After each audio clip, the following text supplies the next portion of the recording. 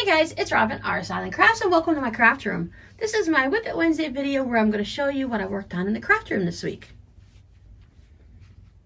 So the previous week I had been working on scrappy cards. So this week I worked on some scrappy fabric postcards. I did the ticker tape method where you have a background fabric, which is a light blue this time, and then you just take scraps of fabric and you stitch it down.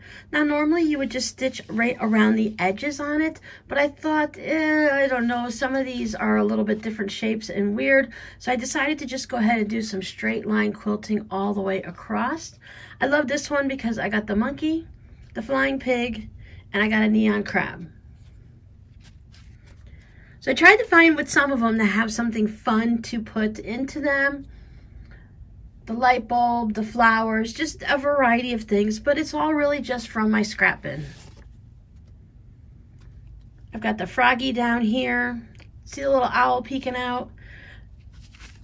The reason I worked on these two is because I'd gone through a big bucket of scraps and I'd gone and sorted them. I pressed them all, I trimmed them all, and I got them sorted into their little fabric bins so that I can use the strings later.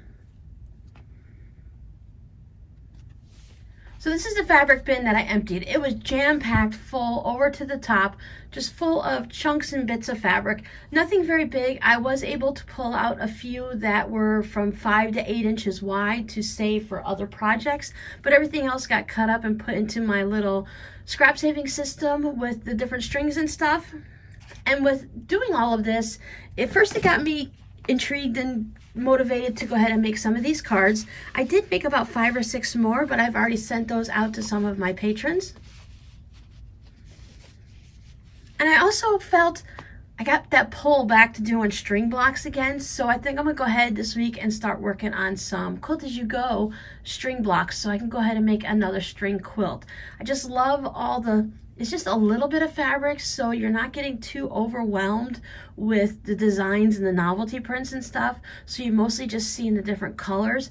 And I just like the way that they change and how the quilt has a little bit of movement based on which pieces you put in which block and such like that. I just have to decide if I want to put a solid color or the same fabric down through the center on all of those. I'm letting that muddle around in my brain a little bit and see what I want to do. So these 5 will be going into the shop this week if anyone's interested in a scrappy ticker tape fabric postcard. I started a new knitting project. I'd had a request to make some fingerless mitts for an 8-year-old and a 10-year-old. One of them wants purple and the other one wants red. And 8 and 10 years old, this pattern is very stretchy. It's one of the Tin Can Knits patterns. It's the Maize, M-A-I-Z-E. It's free on Ravelry. And it has enough stretch to it that it's going to fit an 8-year-old and a 10-year-old. So I still have the thumb to do. So there's a little thumb hole, but nothing's there. I just actually finished this one last night. I went with just a simple red heart yarn. I'm going to go ahead and soak all of these in some hair conditioner first because that helps soften it up and it helps release all of the yarn and just let it sit. It gets nice and soft and lets it just sit into the stitches nicely the way it should. And that way, I was thinking for an 8 or 10-year-old, they're in a colder climate. These will be a little bit warmer for them, but not too warm because you still have access to your fingers and the tip of your thumb. And at that age, I think it's better to have something that can go in the washer and dryer or just in the washer and let it air dry than some type of a fancy nice yarn. And I had planned on using a thinner yarn because I made some for their mother, a different version of mitts. And I thought, well, they might need something a little bit more rugged and a little bit more warmth to them. So I'm going ahead with these. So I'm going to go ahead and cast on the second one tonight and get working on that. And then I have the red pair to do. I also pulled out my Santa embroidery. I wanted to get back into doing the Sundays are for me. I can do whatever I want, whether I choose. Lately, I've been choosing to work on YouTube and Patreon and stuff like that, but I haven't been able to have very much fun of just things that I want to do. And I have a lot of things here in the craft room that I just want to do, and I just haven't had the time to get to them, right? So I went ahead and I pulled out Santa. Santa is a Bird Brain Designs. He is supposed to be a little doorstop, but I'm just going to go ahead and turn him into a wall hanging. Now, as you can see, Santa's got a lot of details to work into him. I chose mine to do mine on red. I decided I wanted to do mine on red with the white embroidery floss. I thought it kind of has that more bit of a pop to it, and with the different model looking red fabric. This is actually something, a fat quarter I picked up at the Dollar Tree, so this one has worked really good. It's not as dark and burgundy as you're seeing. It's more of a just basic red with some lighter and darker tones to it. So I decided on Sunday that first I was going to do just one arm's length, which is about the way I do it. I do it more than an arm's length when I pull out my embroidery floss. I do about a yard, which is basically from the tip of my right finger, the middle finger. If I turn my head to the left, it goes from my tip of my fingers to my chin. That's a different way that a lot of people measure yardage of fabric and stuff too. So it's a neat little trick to give you a little bit of a rough idea, so you don't always have to pull out a tape measure, to go ahead and measure from the tip of your finger, whatever. Like if you're doing your right hand, turn your head to the left. If you're doing it from your left hand, turn your head to the right. And then just give a measurement and see how far it is from the tip of your finger to where your chin is when you turn your head in the opposite direction of your hand. For a lot of us, it just seems to be a yard. I thought that was a really interesting thing. Like the tip of your finger to your first knuckle is 1 inch. And then from your wrist to your elbow is the length of your foot. So that's really a crazy thing, and how the body is really, different measurements work like that. But anyway, I decided I was just going to go and do the one length of floss. So I got that done, and I thought, you know, I really don't feel motivated to do anything else. So I went ahead and started a second one. So I put in 2 yards of floss. You really can't tell very much. I did along the hat here and into his face. Now that doesn't look like, for me it doesn't seem like it would be 2 yards, but it is, and it's a whole bunch of little stitches. My stitches, I can tell when I'm done for the day because they start out nice and even, but as I get a little bit, my eyes get a little more tired and I'm about done working on it, my stitches tend to get a little bit longer. So I do have some that are tiny and some that are a little bit longer, but an overall effect, it works out really well. And I just love the way he's looking. He's got that little winks going on. Since there's just so much more to do, this won't get done by Christmas this year. I really seriously doubt that. But I do want to keep trying to stay on track with it so that it actually gets done. I have the snowman one that I did done. He just needs to actually be turned into a wall hanging. So that's something I need to work on. Maybe I'll work on it in July so that I can have it done before the winter time comes.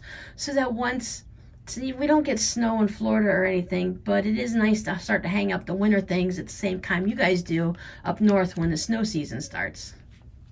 So these are really the only crafty thing I worked on.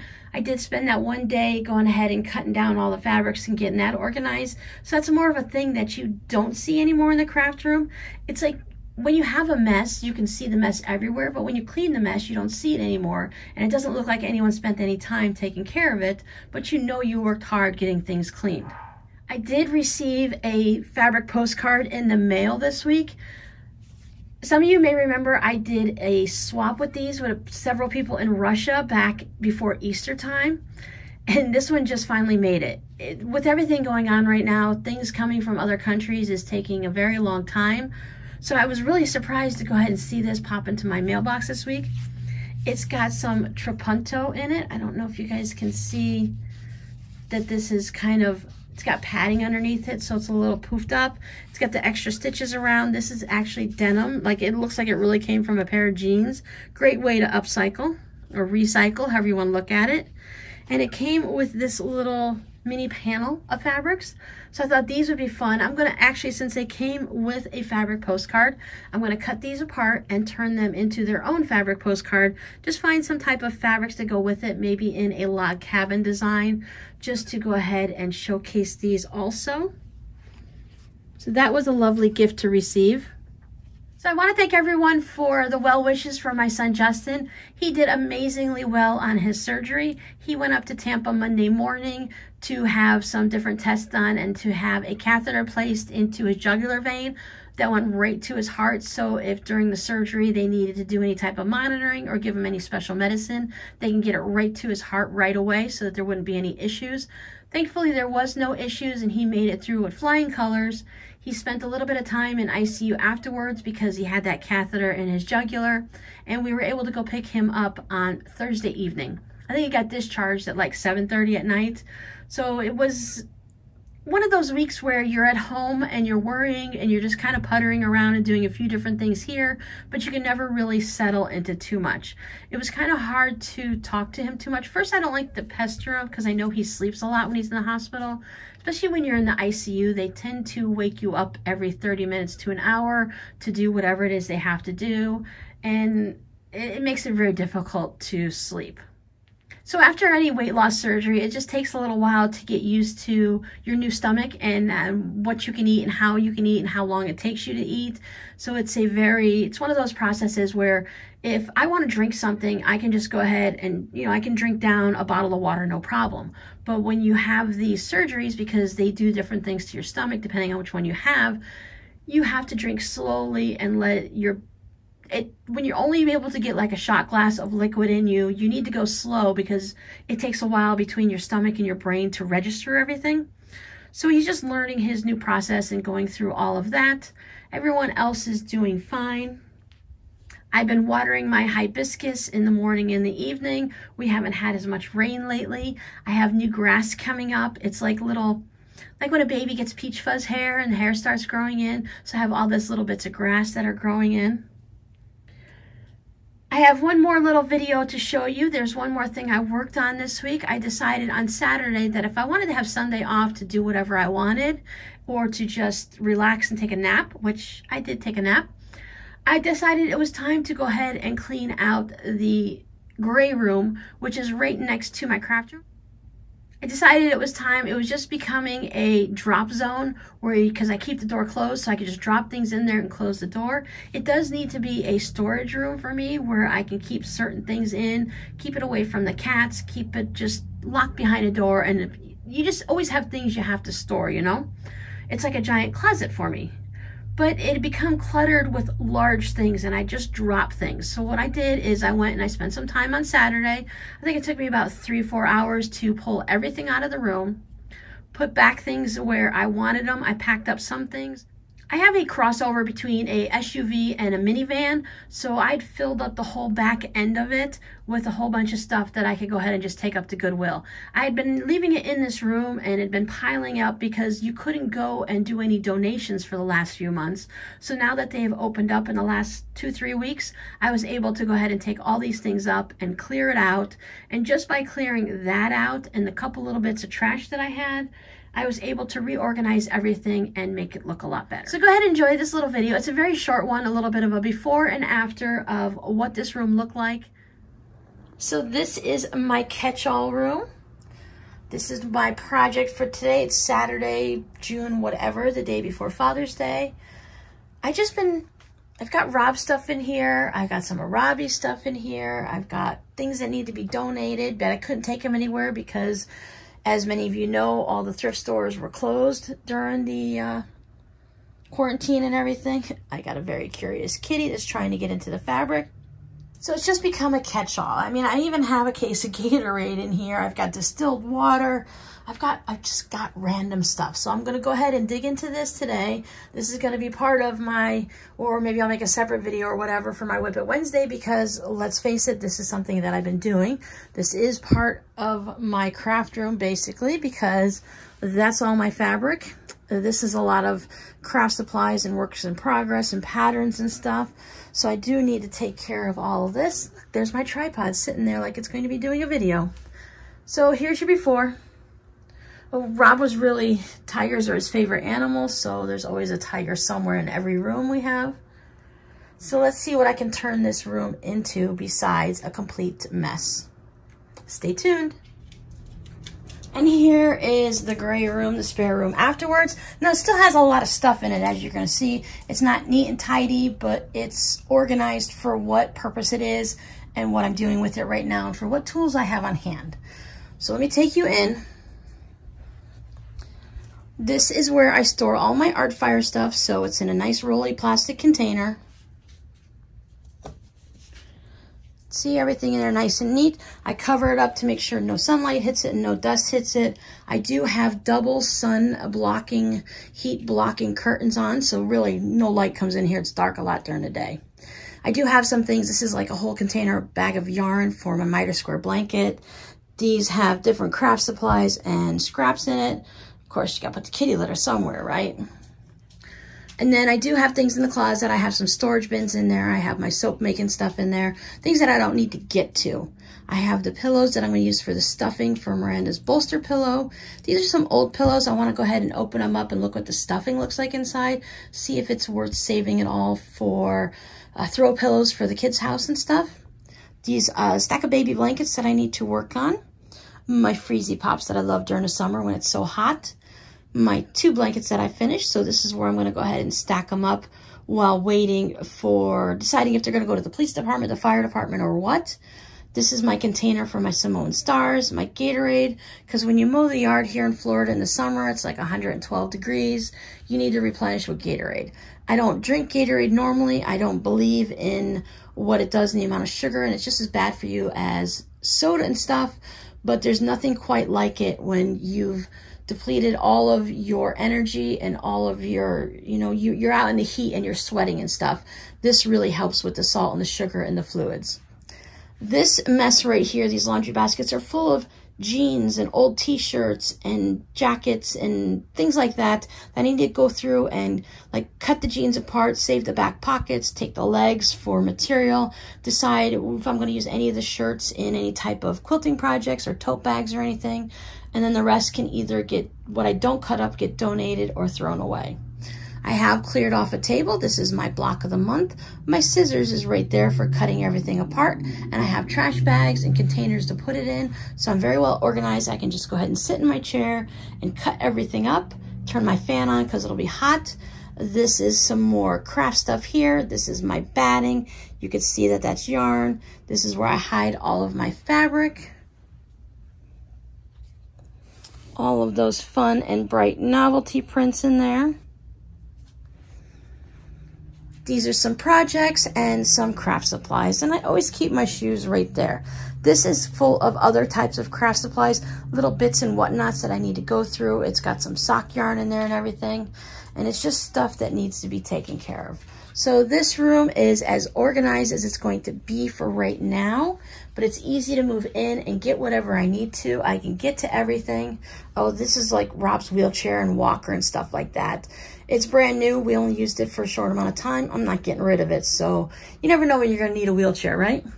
You don't want to use a wheelchair, but you never know when you might need one. So that's how I'm going to leave it for now. I can go ahead and move around in here, get what I need, and still do some things. Because my plan is to, when I'm ready and I find the one I want to do a jigsaw puzzle on that table. This way I can close the door and I can keep the cats out, because there's no way you can have a jigsaw puzzle with cats, because they're always going to jump on the table and knock the pieces everywhere. I find it very frustrating to do an entire puzzle only to find 1 piece or 3 pieces missing at the end. That it just drives me crazy. So I can go ahead and call this a day in here, shut off the light, close the door, and I can go clean something else.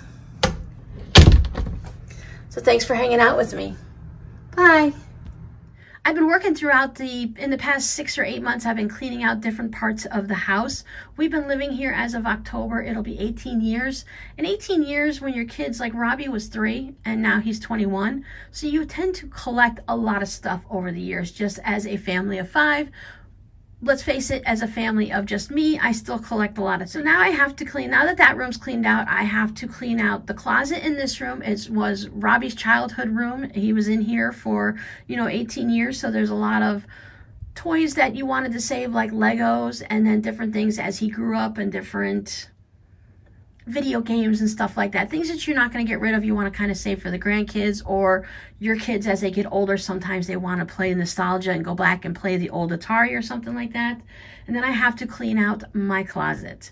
Now my closet is partly things that I've saved from when my kids were babies in boxes. I have boxes of photos, but I have a whole bunch of crafty stuff in there that the majority of it, I'm going to be donating it. So if there's anything you guys, I want to show you what I have, because I have a lot of quilting magazines and crafting magazines. So if anyone might be interested in some of those, I'd like to go ahead and send those out to everyone. So I have to go through that. And then I have the half of the garage to finish. And then my house will be completely done. I don't have a basement. I have an attic, but we don't store anything in there because it gets close to, you know, like 100 and something. Oh my God, you die up there in the summer. So we don't store anything up there because candles melt and you just don't want to have to go up there to bring anything down. So it makes it easier when everything is on one level. I don't think I would do very good with a basement that I can actually store things in. That is just way too much space for me. All right, guys, thanks for hanging out with me and listening to me babble this week. I'll see you guys later. Bye.